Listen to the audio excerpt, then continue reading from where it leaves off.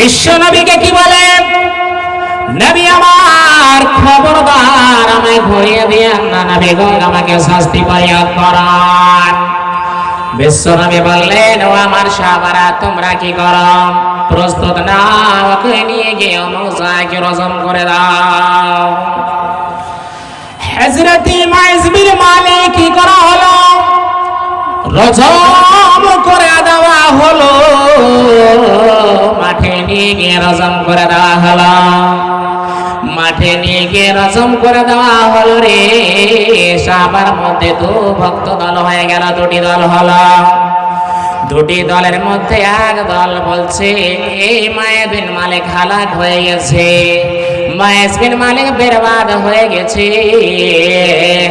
আরেক দল বলছে না না, সেই বিশ্ব নবীর কাছে এসেছে, বিশ্ব নবীকে বলেছে, নবী গো আমার উপরে শাস্তি পরিহার করুন।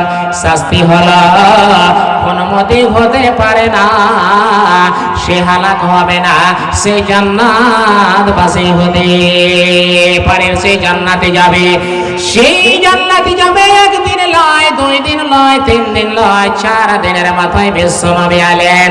বিশ্ব নবী দেখলেন ব্যাপারটা এরকম, সাহাবের মধ্যে এরকম হয়ে গেছে। বিশ্ব নবী বলেন, সাহাবারা ইস্তাগফিরু, তোমরা ইস্তিগফার করো। কার জন্য? মাইজ বিন মালিকের জন্য।